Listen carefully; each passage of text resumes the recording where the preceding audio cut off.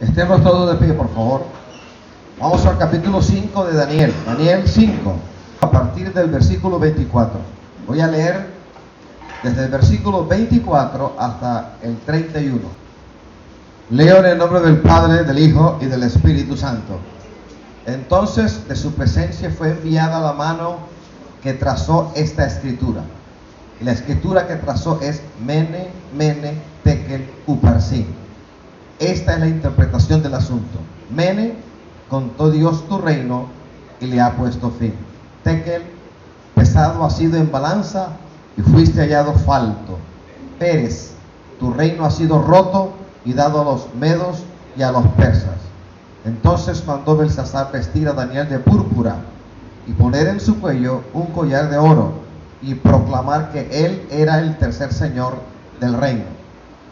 La misma noche fue muerto Belsasar, rey de los caldeos, y Darío de Media tomó el reino, siendo de 62 años. Pueden sentarse, hermano. El relato de Daniel, capítulo 5, ocurrió según la historia, según los registros históricos, en el año 539 a.C. En el día 16 del mes Tisri o Tishri, es decir, septiembre-octubre. El capítulo 5 del libro del profeta Daniel es un libro que marca una transición importantísima. Daniel 5 registra el paso de un imperio a otro imperio. Cuando leemos el capítulo 5 y terminamos su lectura, hemos terminado de leer un asunto relacionado con el imperio babilónico. A partir del capítulo 6 del libro de Daniel, es otro imperio, el imperio medo-persa, el que aparece detrás de la historia contada por el profeta Daniel. Es decir, el capítulo 5 es entonces un capítulo de transición de la cabeza de oro al pecho y brazos de plata. Daniel capítulo 2, versículos 37 y 39. Vamos a leerlo. Reitero, el capítulo 5 es transición de un imperio a otro imperio. En el capítulo 2 de Daniel, versículos del 37 al 39, se registra esa transición. Allí aparece la cabeza de oro y el pecho de brazos y de plata.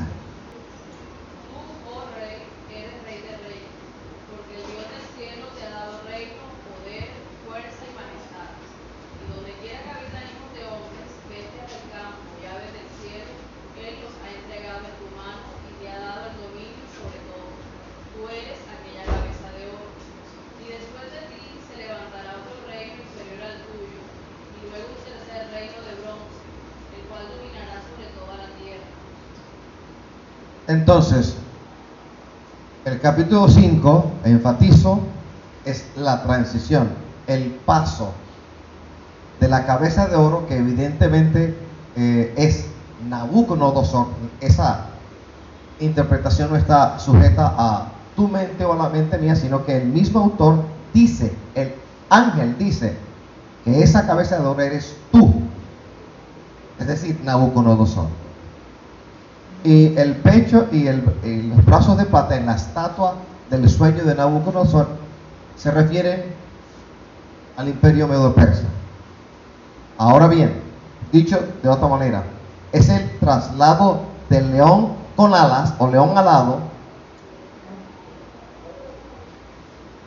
al oso inclinado más de un lado que del otro, devorando 3 costillas en su boca. Vamos a Daniel capítulo 7, 2 versículos, el 4 y el 5. El capítulo 2 y el capítulo 7 de Daniel son equivalentes, aun cuando la información aparece diferente, distinta, resulta que el asunto es el mismo. Cuando yo leo el capítulo 2 de Daniel, hay un énfasis político, los imperios que a partir de Nabucodonosor se levantarían. Cuando yo leo el capítulo 7 de Daniel, el énfasis es sobre lo moral, cómo el Señor miraba, contemplaba a cada uno de estos imperios Y por eso en el capítulo 7 aparecen diferentes tipos de animales y cada uno representaba el carácter de los imperios registrados en el libro del profeta Daniel. El imperio babilónico, el imperio medo-persa, el imperio griego o greco-macedónico, al frente del cual estaba Alejandro Magno, y por último un imperio que no se registra, que es diferente a los anteriores, una bestia que devoraba que todo lo devoraba y lo que caía lo hollaba con sus pezuñas. Estamos hablando entonces en historia de 4 imperios: Babilonia, sucedido por Medo-Persia, sucedido por Grecia, sucedido por Roma. Estos imperios aparecen allí.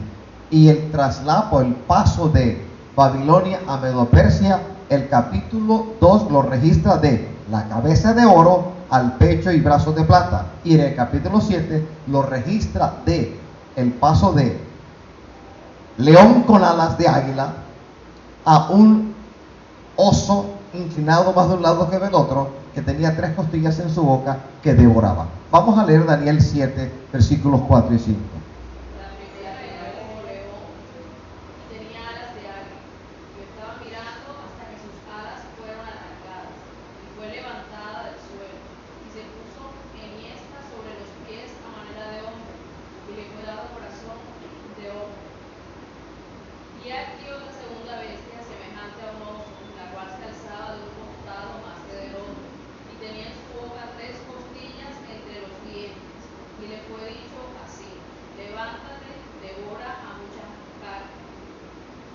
Las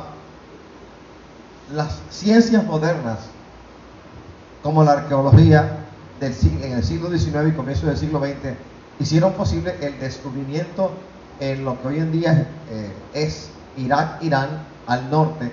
En Babilonia se encontraron una cantidad de elementos como piedras monolíticas, como columnas y demás, en las cuales evidentemente aparece registrado muchos de los hechos que Daniel retoma en el libro del profeta Daniel. Babilonia, capital Babilonia. Babilonia era conocida como la ciudad de oro, y las águilas eran característica típica de todo el imperio. En la arquitectura así aparecía, y la arqueología así lo ha mostrado. Del lado medo-persa, que hoy en día corresponde a una de las ciudades de los países exsoviéticos, característica número 1, el oso. El oso de los circos que vinieron a nuestros medios era proverbial, la presencia de osos. Así que no está alejado del entorno de esa civilización estos animales. Pues bien, Babilonia, ¿qué representa para el que estudia la palabra? Azote de Dios para Judá. El Señor azotó a su propio pueblo a través de un pueblo ajeno, diferente, aparentemente alejado de los planes de Dios, a Babilonia. Nabucodonosor a la cabeza. A su vez, el imperio medo-persa fue el azote escogido por Dios para fustigar la locura babilónica. Capítulo 5 de Daniel representa el fin de un imperio, y el capítulo 6 representa el comienzo de otro imperio. Ahora bien, aquí aparecen unas palabras en una lengua que no es español. Mene, mene, tekel, uparsin. En medio de la pachanga real, del festejo real, el rey de turno, Belsasar, hizo traer de las bodegas en donde se encontraban los utensilios que Nabucodonosor había tomado en sus 3 incursiones a Jerusalén. Belsasar, con el gusto del vino, como dicen ciertas Biblias, mandó a llamar a sus colaboradores, a sus mayordomos, y los hizo traer esos vasos. Nabucodonosor nunca los utilizó, pero fue soliviantado por Satanás mismo para hacerlo. Así que de los vasos sacrosantos consagrados en el templo de Jerusalén, este hombre tomó para contaminar, para burlarse del pueblo judío, para burlarse del Dios de los judíos. Así es que en medio de del gusto del vino, en medio de la desvariación producto del alcohol, le apareció una mano que solamente él vio. Los demás sintieron algo, pero era él a quien Dios tenía que tomar, a quien Dios tenía que tocar, con quien Dios tenía que tratar. A él le mostraron una mano en lo encalado de la pared, de frente donde estaba, y la mano escribió: Mene, Mene, Tekel, Uparsin.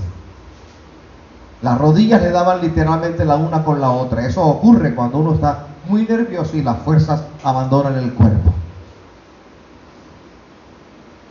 Mene es un verbo, contar. Tekel es otro verbo, pesar. Y Pérez significa dividir. Pero la escritura dice Mene, Mene, Tekel, Uparsin. ¿Por qué Uparsin? ¿Qué significa Uparsin? U es una conjunción ilativa, una conjunción copulativa. Significa en castellano y. Al traducirlo literalmente sería Mene, Tekel y Pérez, pero aparece Uparsin. Entonces, así como Belsasar tuvo su Mene, tendremos un Mene usted y yo, como iglesia y como creyentes. Nos contará el Señor y nos está contando. Ahora, en este momento, tenemos nuestro Tekel, es decir, Dios está pesando tu obra y la mía. ¿Quién da el peso que Dios exige y que espera en cada uno de nosotros? En la balanza divina, solo Dios nos puede ayudar a ganar peso, el peso justo, el que nos falta para que la balanza no se incline desfavorablemente en contra de nosotros. Nuestro Uparsin llegará pronto. Mene, contar, Tekel, pesar y Pérez, dividir. Así es que sería medido, pesado y dividido. Más técnicamente, medido, pesado y divisores. ¿Por qué divisores? Porque Uparsin es participio presente plural, que debería traducirse como divisores o como aquellos que dividen o como quienes dividen, en tanto que Pérez es participio pasado singular, dividido. Pérez, participio pasado regular, dividido. Uparsin, participio presente, plural. En español, ¿cómo logra uno acuñar, definir, encontrar eso que se denomina participio pasado? En español tenemos dos tipos de participio pasado: los regulares y los irregulares. Los regulares terminan en ado, en ido. Por ejemplo, cantado, comido, son regulares. Y los irregulares terminan en to, so, cho. Por ejemplo, escrito, dicho, impreso. Eso los tenemos en nuestro idioma. Son participios pasados, los regulares y los irregulares. El participio presente es cuando uno dice quien come o el que come, el que divide o el divisor. Dividido es participio pasado. Divisor significa uno que divide. Divisor es participio presente.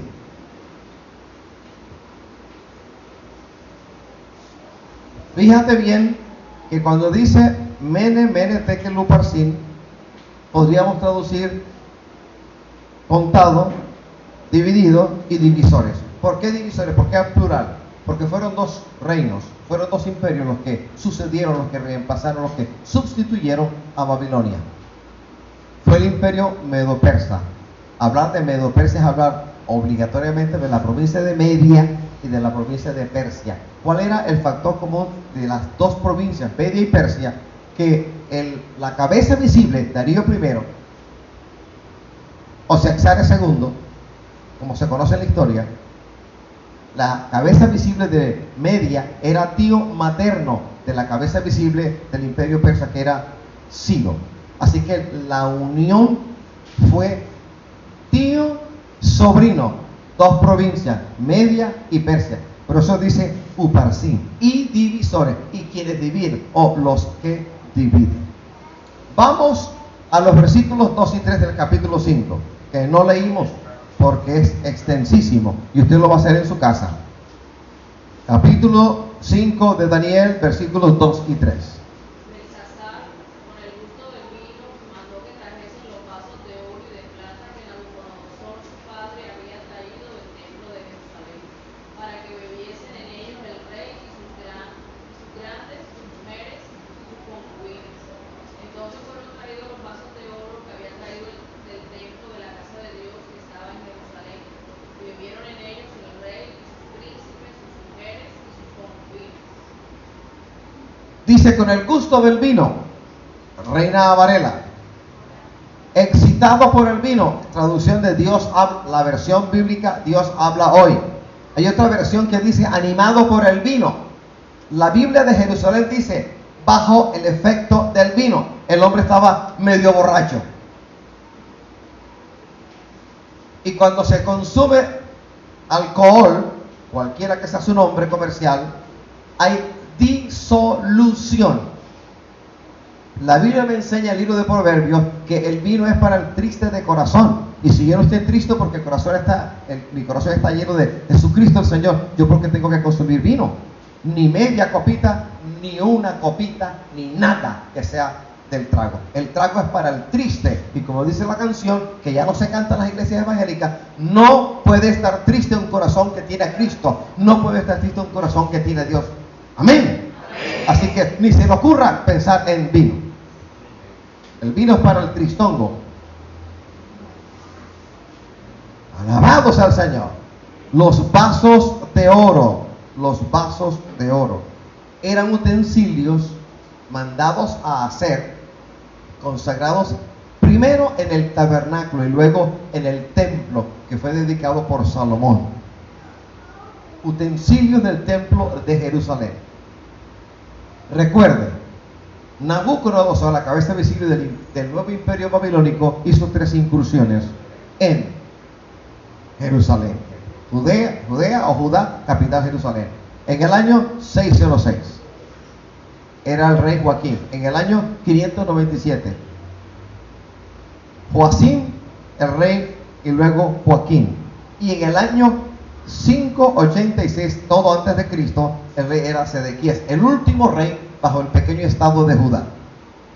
En el año 536 antes de Cristo, Ciro devolvió a Judá todos los utensilios que Nabucodonosor había tomado en sus 3 incursiones. Esos vasos consagrados fueron los que Belsasar, con el gusto del vino, ebrio, beodo, mandó a utilizar para burla del Señor. Y lo consagrado al Todopoderoso no puede ser profanamente utilizado. No puede entregarse a las cosas profanas, mundanas, lo que ya ha sido consagrado. Y usted, mi hermano querido, usted, mi hermana, ha sido consagrado al Señor. Así que aléjate del mundo y no vuelvas a pensar en la posibilidad de llegar otra vez al mundo, porque usted está consagrado. Y cuando uno está consagrado y se aparta del Señor, es contaminado y ya no sirve para nada, porque hemos rechazado entonces la dádiva del cielo, el amor de Dios. Estamos consagrados. La palabra consagrado significa apartado para un uso particular. Ese uso particular es lo que el Señor quiere de ti y lo que el Señor quiere de mí. Santidad a Jehová. Alabados al Señor.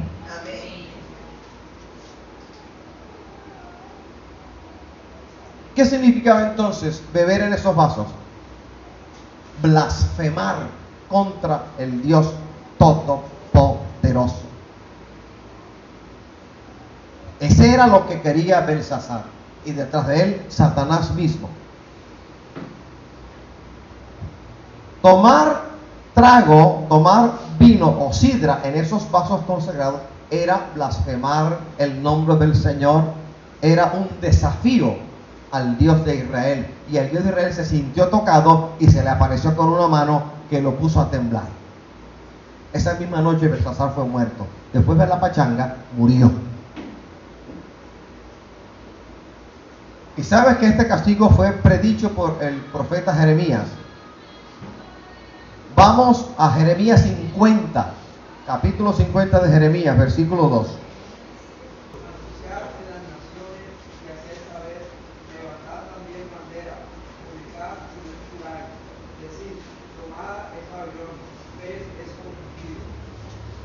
Ahora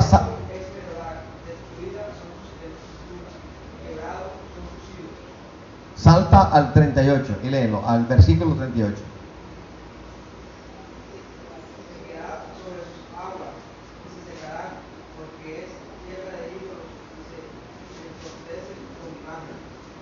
Ahora salta al capítulo 51. 51-52 de Jeremías.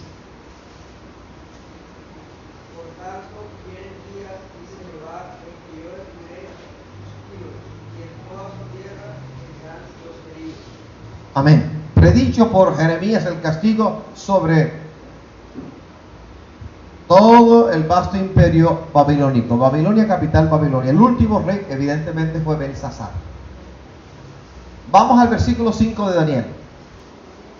En aquella misma hora aparecieron los dedos de una mano de hombre que escribía delante del candelero sobre lo encalado de la pared del palacio real. Y el rey veía la mano que escribía. Sigue leyendo, lee el 6. Entonces el rey palideció, y sus pensamientos lo turbaron, y se debilitaron sus lomos, y sus rodillas daban la una contra la otra. Pues bien, ¿con quién iba a tratar el Señor? Con aquel que fue el encargado de blasfemar lo consagrado al Señor.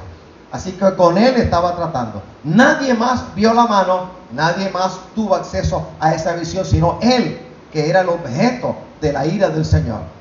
Y lo que vio fue una mano que escribía Mene, Mene, Tekel, Uparsin. Palideció. El alcohol se fue de su sistema. El miedo lo sacudió. Con esa misma mano, el Dios del cielo escribió sobre las tablas de la ley. Vamos a Éxodo 31:18.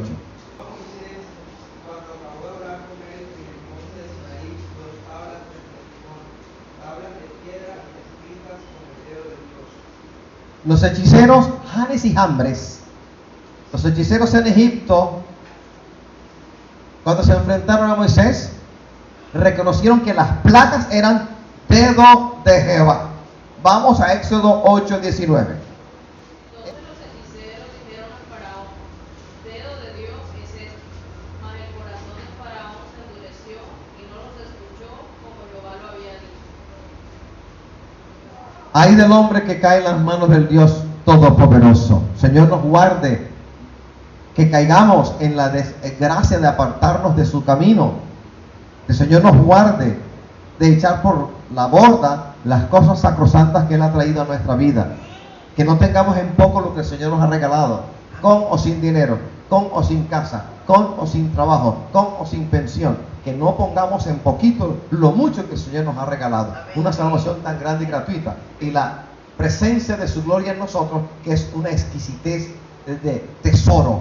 Que el Señor esté con uno es una grande bendición. Porque eso tiene provecho ahora en esta vida, en los días de nuestra vida en la tierra. Y cuando muramos, el Señor venga por nosotros en el rapto. Esta presencia tiene también provecho. Es para siempre. No pierda eso. Vamos a leer los versículos 7 y 9. El rey gritó en alta voz que hiciesen venir magos, caldeos y adivinos. Y dijo el rey a los sabios de Babilonia: cualquiera que lea esta escritura y me muestre su interpretación, será vestido de púrpura, y un collar de oro llevará en su cuello, y será el tercer señor en el reino. Entonces fueron introducidos todos los sabios del rey, pero no pudieron leer la escritura ni mostrar al rey su interpretación. Entonces el rey Belsasar se turbó sobremanera y palideció, y sus príncipes estaban perplejos. Cuando el Señor habla, el brujo tiene que callar. Cuando el Señor se manifiesta, el fuerte se hace bien pequeño. Cuando Jehová habla, tiembla la tierra. El universo que Él creó tiembla cuando el Señor habla. Y el Señor ha estado hablando duro. Pero la iglesia en Barranquilla no ha querido oír, sino palabras de lisonja que tienen que ver con política y con dinero mal habido, acumulación de dinero, pero no han querido escuchar la voz de Dios. Y juicio hay contra Barranquilla. Pedro dice, porque es tiempo de que el juicio empiece por la casa del Señor. Y si el justo con dificultad es salvo, ¿dónde aparecerá el impío y el pecador? Tiene que empezar por la iglesia. No va a empezar por el mundo, sino por la iglesia. A quien más se le da, más se le exige. A quien más se le encarga, más se le requiere. Y nos han dado una tremenda revelación, unas tremendas experiencias que son de bendición para nosotros, pero de maldición sí tropezamos, de maldición sí nos echamos para atrás. Porque lo que conocemos, lo que hemos experimentado, entonces el Señor lo empleará como argumento contra nosotros si nos deslizamos.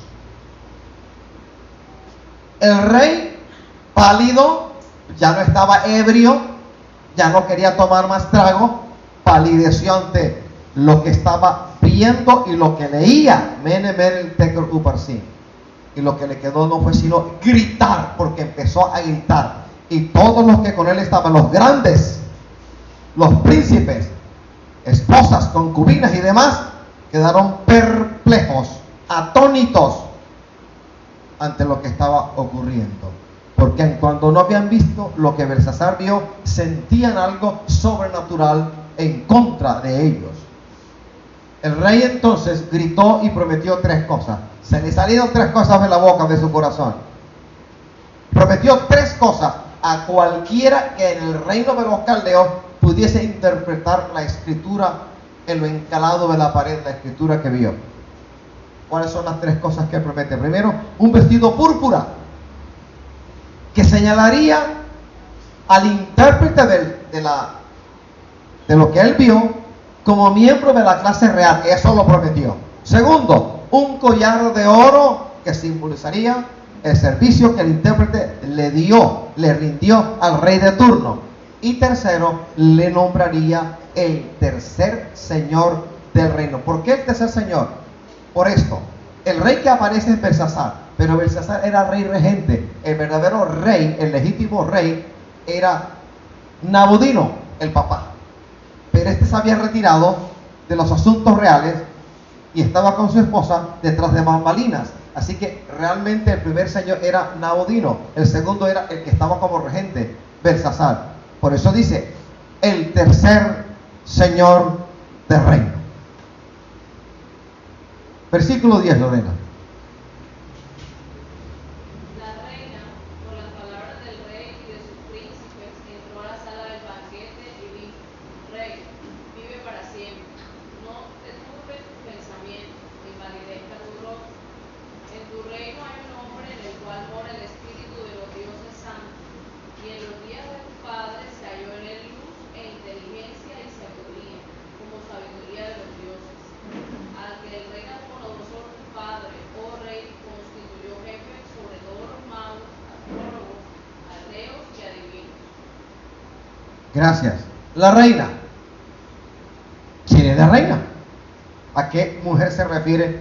Aquella que le habló de esa manera, que entró, que tenía la autoridad real para ir a donde estaba el rey presente, el rey regente, que era Belsasar.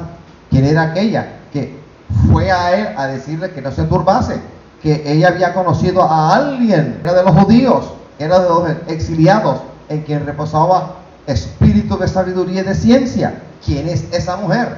A ver, hay varias posibilidades. Cuando uno estudia la palabra y lee información o literatura acerca de este detalle, hay varias posibilidades. Posibilidad número 1, esta reina, la viuda de Nabucodonosor, que era conocida con el nombre de Nitocris. Nitocris había tenido tiempo suficiente para conocer todo lo que ocurrió durante el reinado de su esposo y lo que estaba ocurriendo después. Segunda posibilidad, la viuda de Evil Merodach, uno de los hijos de Nabucodonosor. Tercera posibilidad, la reina esposa de Nabodino, una hija de Nabucodonosor. Y cuarto, la reina esposa del rey de turno, Belsasar. El verdadero rey era Nabodino, no era Belsasar. Y por tanto solo podía haber una sola reina, no dos. Así que de las posibilidades históricas que tenemos, la más aceptada por los críticos, por los estudiosos, por los eruditos, es que la reina que se menciona en el versículo 10 debió haber sido la viuda de Nabucodonosor, es decir, la abuela de Belsasar. Aquí hay una pequeña dificultad. Dice, la expresión es, el rey Nabucodonosor, tu padre. Y resulta que, estudiando muy bien lenguas antiguas, en la lengua caldea y en la lengua hebrea, no había una palabra para abuelo o bisabuelo, sino que con frecuencia inusitada al abuelo, al antecesor se le dice tu padre. Así que Nabucodonosor no pudo haber sido padre de Belsasar. El padre de Belsasar es Nabodino.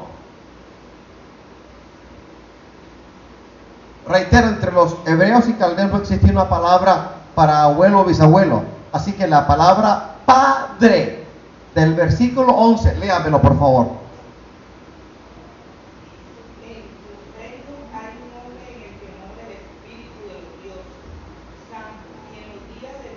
Hasta ahí, tu padre.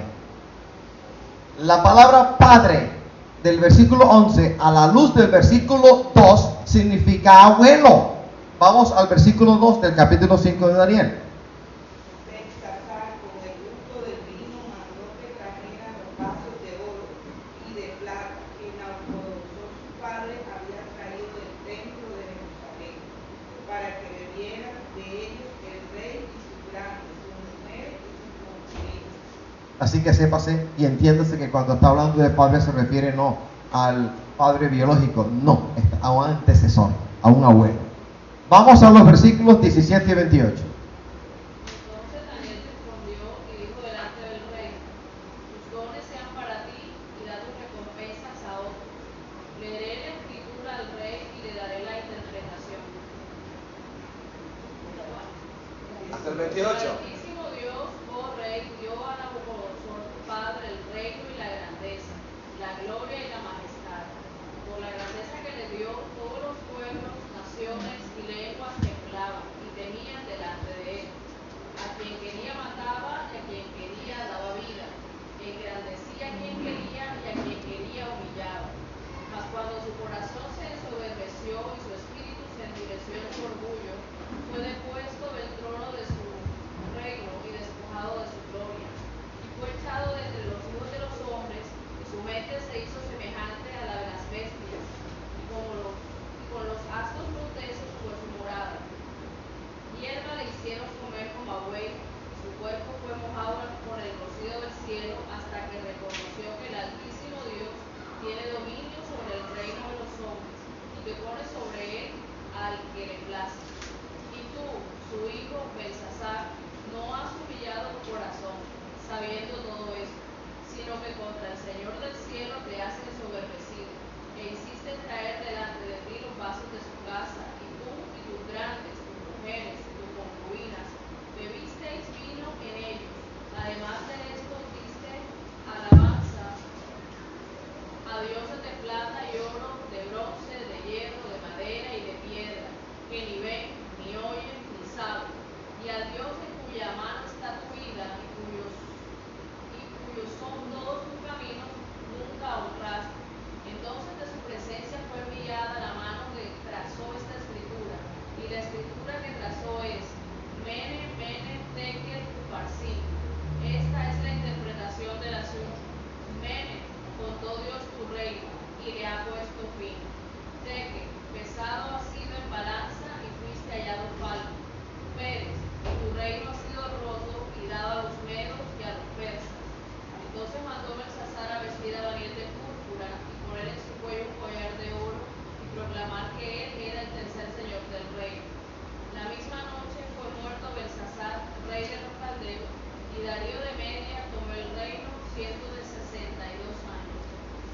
Mene, mene, tekel uparsin. Aparece la palabra mene, mene un par de veces, por énfasis.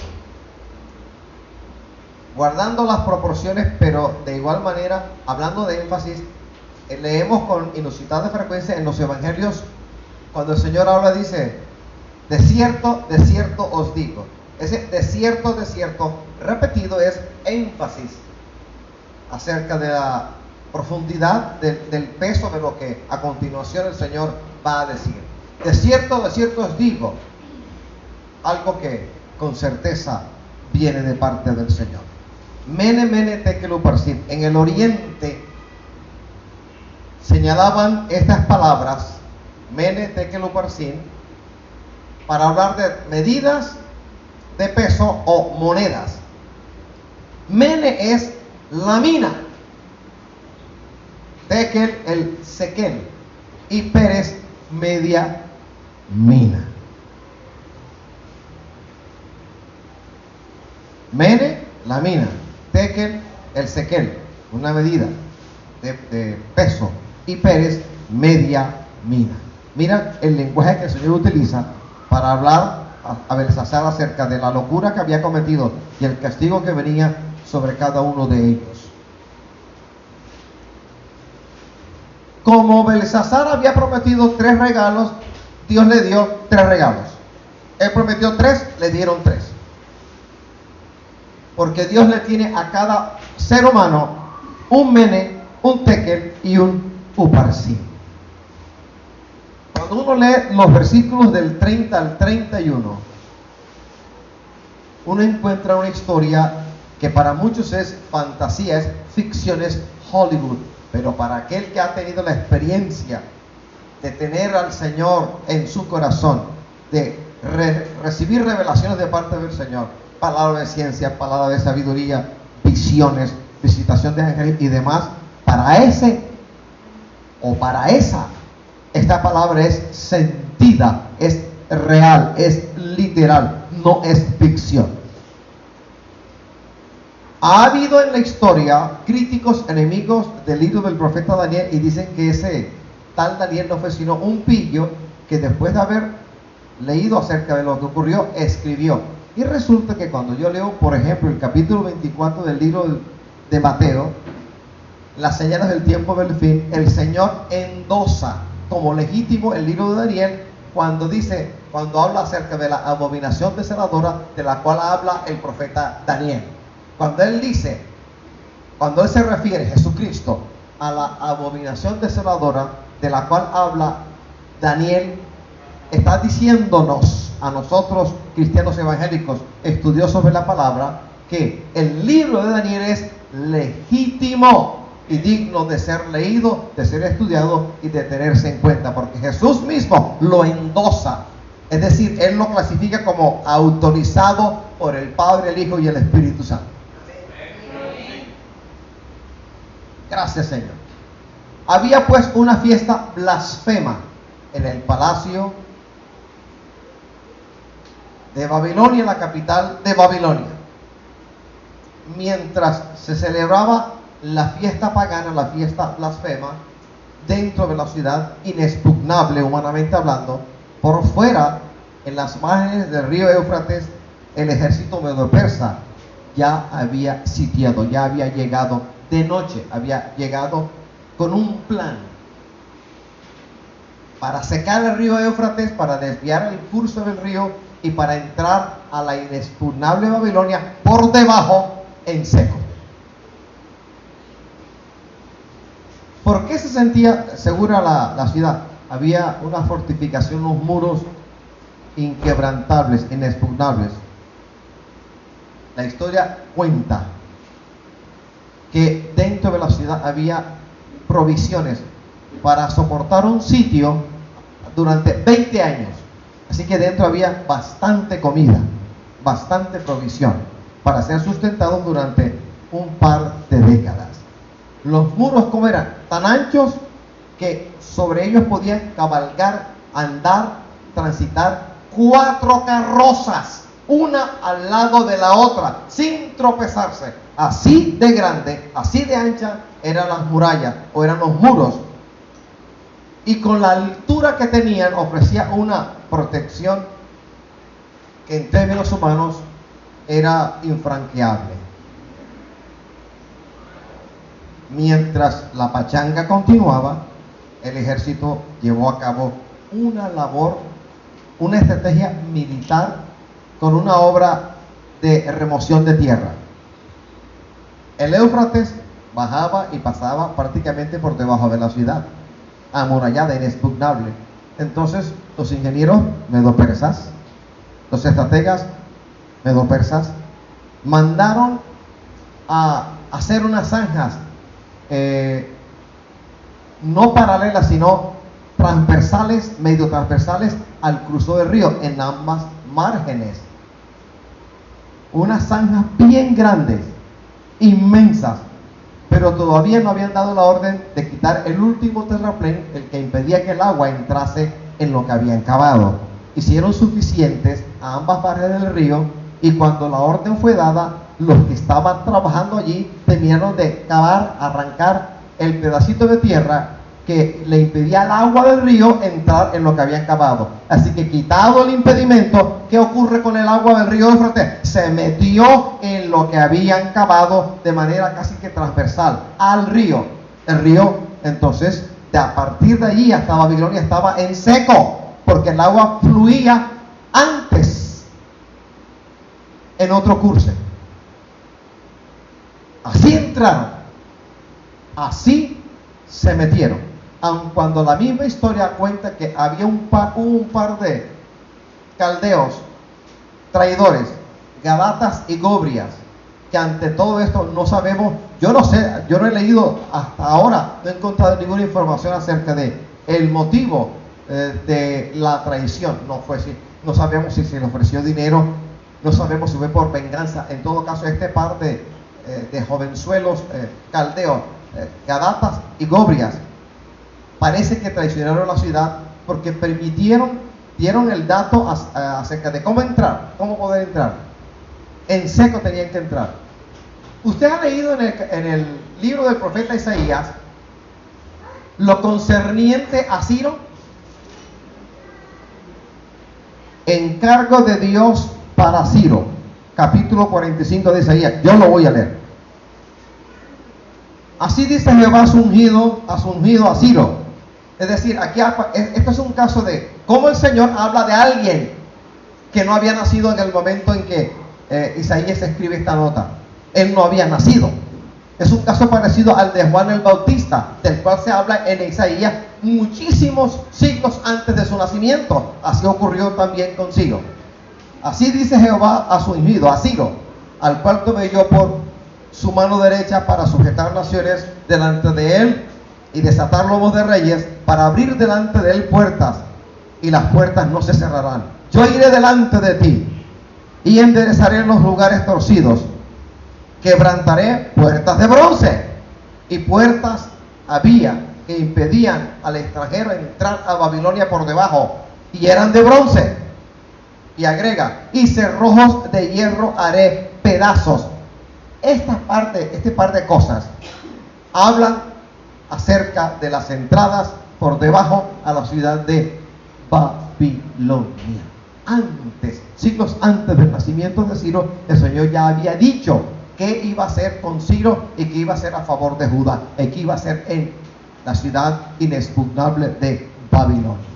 Si quiere leer más, léalo en su casa. Capítulo 45 de Isaías. El encargo de Dios a Ciro, su ungido. Gracias, Señor. Gracias, Señor. ¿Será que le damos un aplauso al Rey?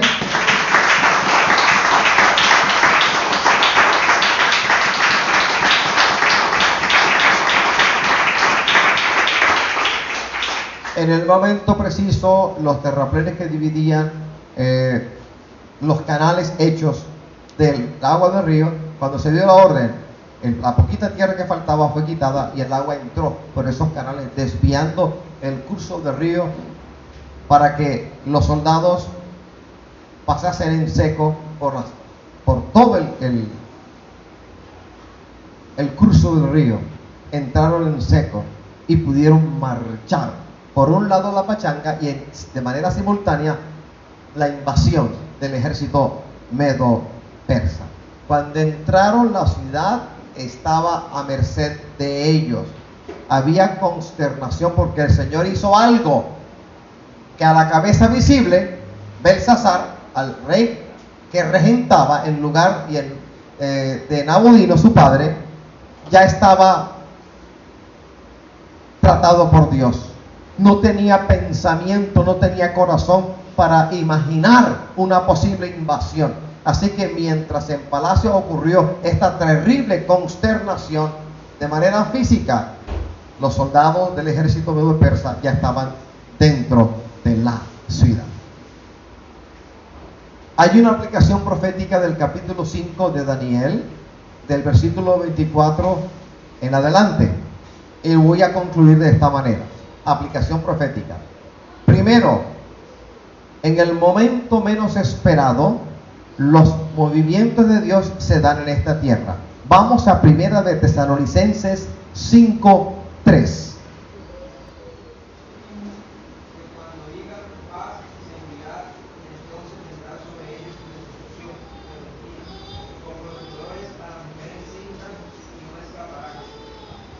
Amén. Primera aplicación profética de este capítulo 5 en los versículos que hemos leído. Primera de Tesalonicenses 5:3. En el momento menos esperado, cuando digan paz y seguridad, vendrá destrucción repentina. Aplicación número 2. ¿Qué pasa con la idolatría? Vamos a Apocalipsis 9:20.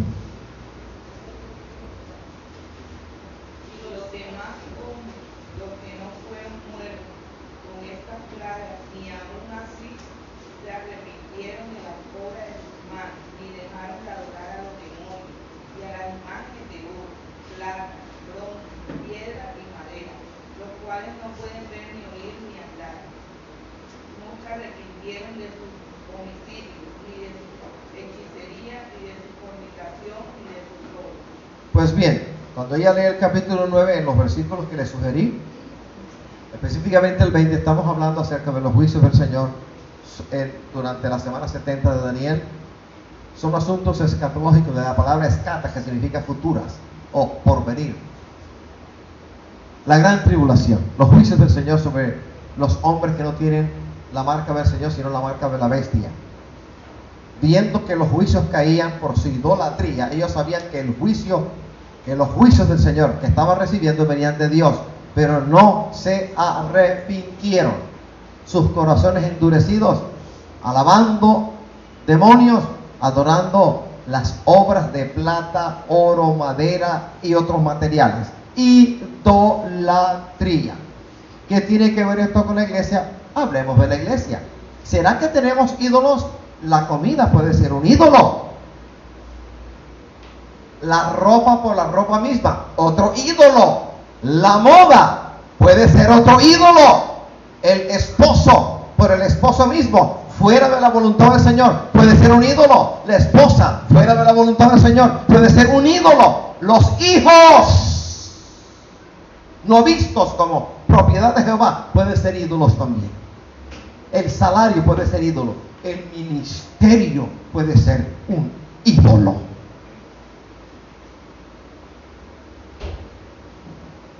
La fama, otro ídolo. Cuidémonos nosotros de los ídolos. Ciertamente entonces ya no serán hechos de madera, de plata, de algún otro material, o de hueso, o de otro material. ¿Y qué de los que hablan de mi ministerio? Mi ministerio, y sacan pecho de torero español. Mi ministerio, y la vida de ellos no anda bien con el Señor que les dio el ministerio. El ministerio, cualquiera que sea, no es mayor que tú ni que yo, que lo hemos recibido. El ministerio no es mayor que la iglesia a la cual el Señor envía al ministro. El ministerio se debe al Señor. Ministerio es sinónimo de mayordomía, administración de bienes por los cuales hay que dar cuenta al Señor. Todo lo que hemos recibido, el llamamiento a la obra del ministerio, más los dones que el Espíritu Santo agrega a la vida de uno, no son sino para ponernos al servicio de la iglesia. Y la iglesia es el objetivo en el ministerio. El ministerio nunca debe desarrollarse jamás a espaldas de la iglesia. Porque es a la iglesia a la cual el Señor envía al ministro y su ministerio. Y el ministerio no es mayor que el ministro, ni el ministro mayor que aquel que lo llamó como ministro. Y a veces los dones pueden ser objeto de idolatría.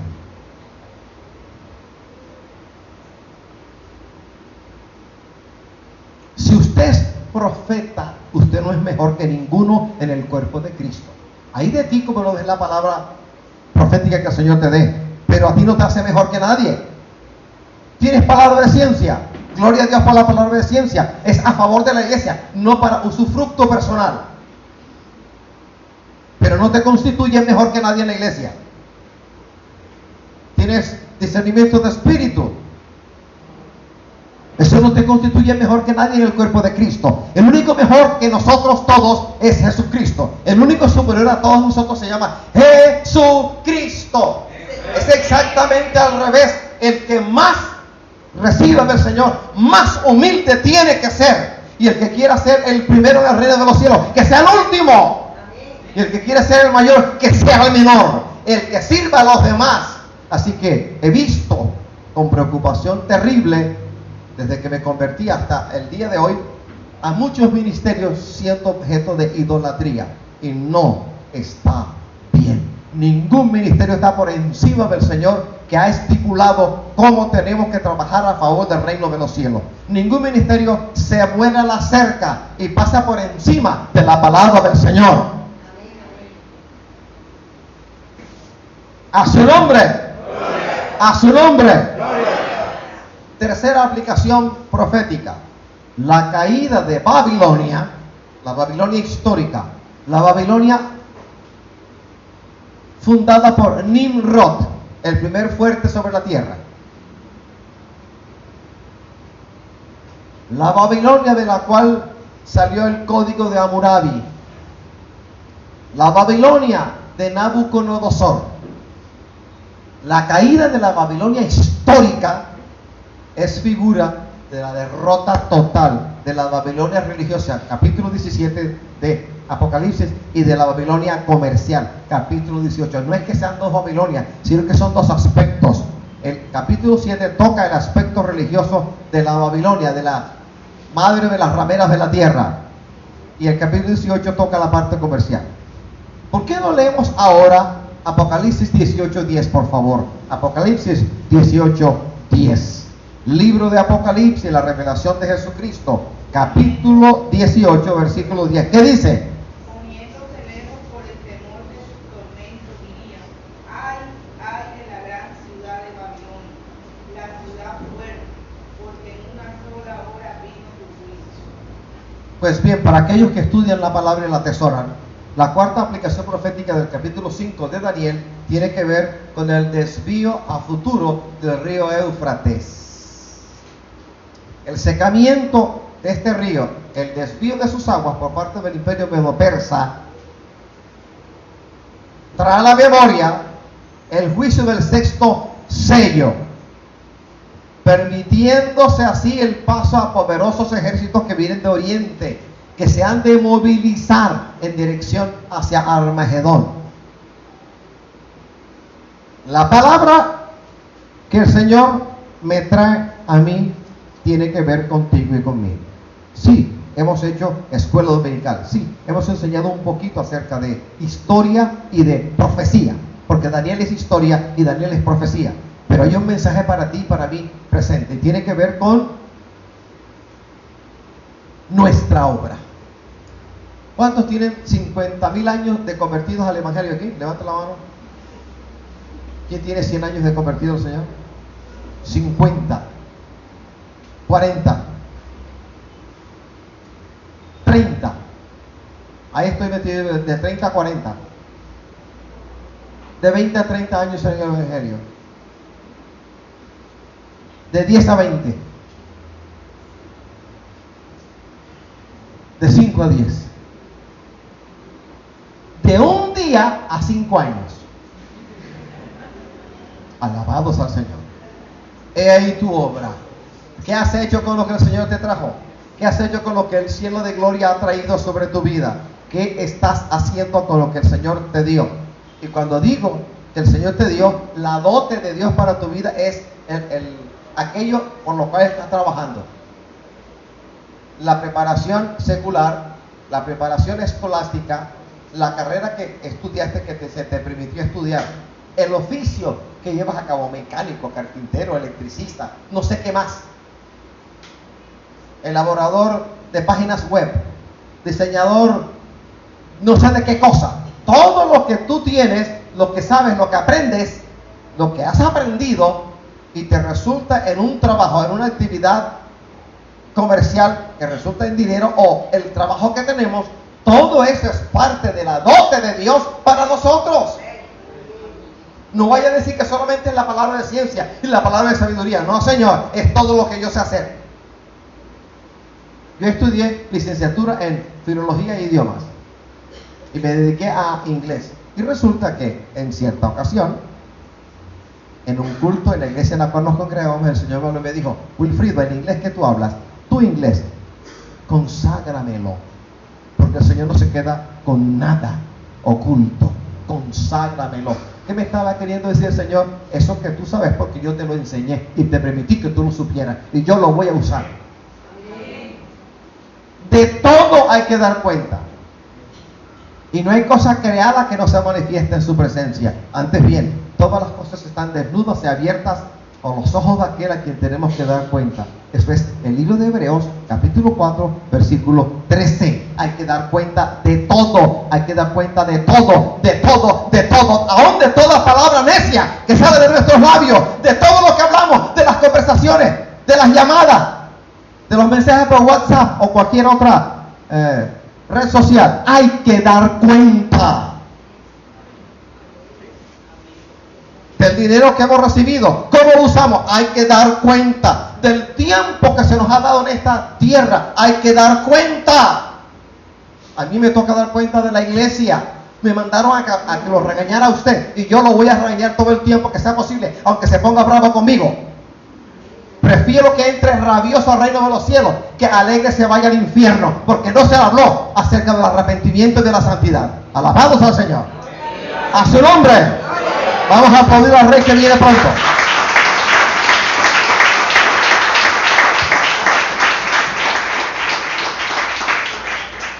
Contra Barranquilla hay juicio. Contra Colombia hay juicio. Colombia ha derramado sangre inocente. Y la tierra clama al Señor por la sangre inocente de siervos y siervas que han sido muertos y sacrificados por causa del Evangelio. Fueron aborrecidos, perseguidos y fueron muertos por causa del Evangelio. Nada malo estaban haciendo sino predicar la palabra, hacer lo bueno, y fueron muertos. Y esa sangre cayó en tierra. Por eso yo no acepto que nadie en mi iglesia predique un evangelio diferente al que el Señor nos ha revelado. Yo no puedo hablarle. ¿Cómo puede un buen médico abordar una enfermedad casi que terminal de un paciente siendo light, siendo ligero en su análisis y en la medicina prescrita? Alguien con cáncer que llega a un buen médico, el médico no lo puede enviar a que se tome una simple pastilla de Advil, de Dolex Forte. Tómatelo y vete para tu casa. No puede ser. Irresponsabilidad médica, mal praxis.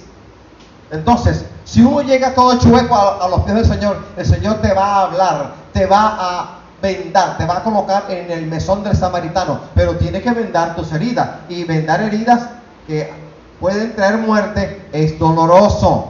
Es doloroso. El buen médico no puede ignorar lo grave de la situación física del paciente de turno.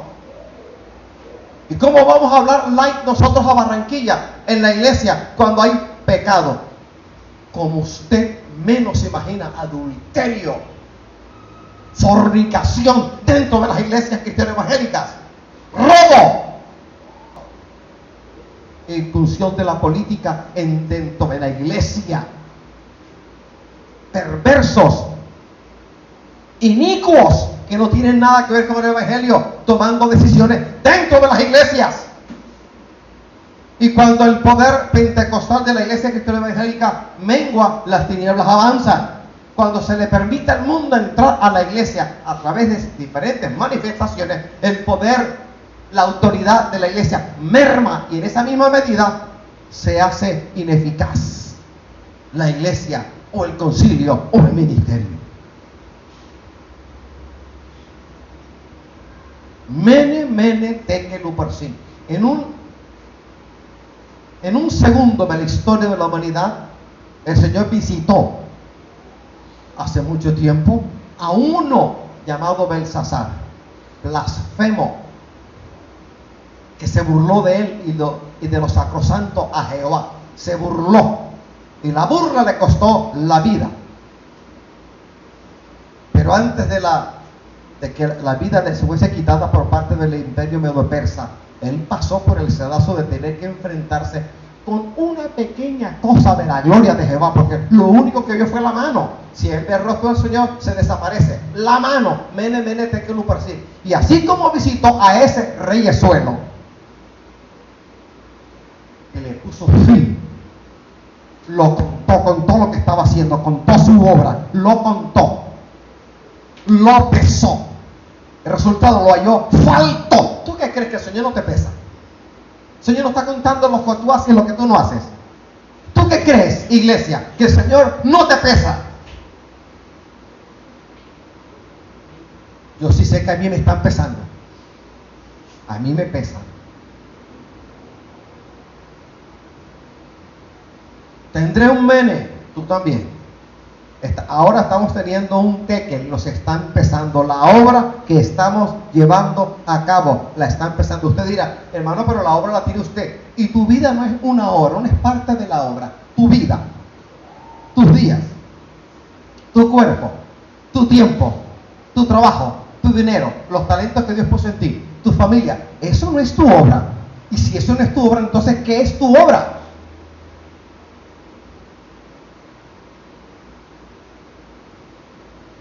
La hermana Josefina, la pastora, una vez me decía, Wilfrido, pero mira a este, mira a aquel. Llegaron muy después de nosotros haber llegado a la iglesia y ya están con ministerio. Tú y yo, le dije, sí tenemos ministerio. Y estamos trabajando para el ministerio. El Señor tuvo que intervenir para decirle, la primera obra de ustedes es su familia, su hogar. Ustedes y sus hijas son la primera obra. Y cuando uno lee las epístolas pastorales, uno lee primera de Timoteo, segunda de Timoteo y lee Tito, uno de los requisitos bíblicos, eclesiásticos, para ser pastor, anciano, obispo, y aún para ser ujier, decimos ahora entre nosotros ujier, un requisito es el buen gobierno de la casa. Léalo. El que no gobierna bien su casa no puede gobernar bien la casa del Señor. Si hay desorden en tu casa, vas a la iglesia y vas a traer desorden. Así que ¿cómo puedo ser yo pastor si en mi casa hay desorden? Entonces el Señor en esa temprana edad, fase nuestra en el Evangelio, nos recordaba que la primera obra era nuestra propia familia. Y de eso me tocará dar cuenta. De cada palabra que hablo aquí, desde el púlpito, me tocará dar cuenta.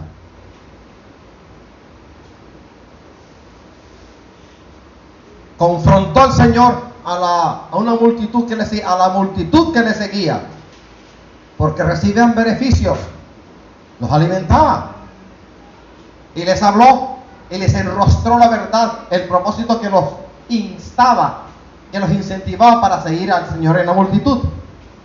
Y lo oyeron los discípulos. Y el Señor se dirigió a los discípulos. ¿Y qué les dijo? ¿Se quieren ir? ¡Váyanse! Pedro salió al quite y dijo, no Señor, ¿a dónde iremos? Si solamente tú tienes palabra de vida. Hay alguien que habla duro. Y ese que habla duro es Jesucristo el Señor. Alabados al Señor. Póngase de pie.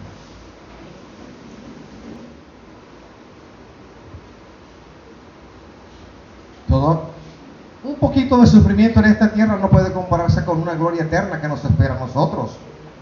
Que son 5 más años de sufrimiento comparados con la eternidad en gloria. Nada, ni un suspiro.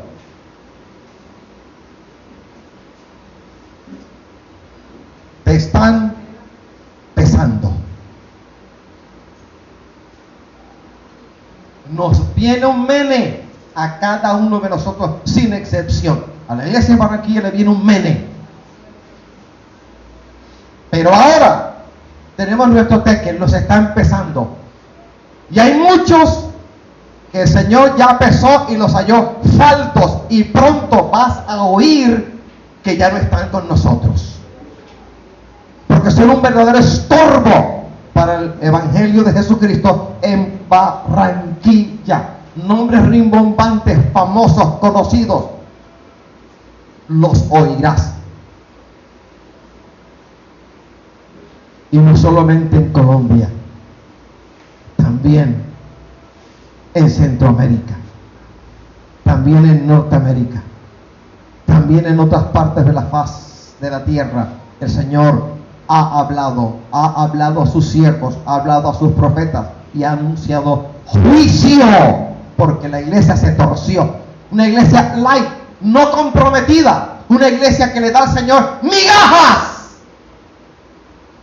Pero quieren todo del Señor. Lo quiero todo del Señor, pero ¿qué le doy yo al Señor? Migajas. Y tenemos la despachatez, el descaro craso de pedir al Señor. Y a veces exige, Señor, pero yo no veo que tú me das nada. A fulanito le das, a sutanito le das y a mí no me das nada. ¿Te has preguntado por dónde pasó fulanito y sutanito? Migajas le damos al Señor y luego tenemos la despachatez, el descaro tropical, barranquillero, de exigir mucho de parte del Señor. Y la palabra es terrible de parte de Dios para nosotros. El Señor no tiene compromiso contigo si tú no tienes compromiso con Él. El Señor no está comprometido conmigo si yo no estoy comprometido con el reino de los cielos.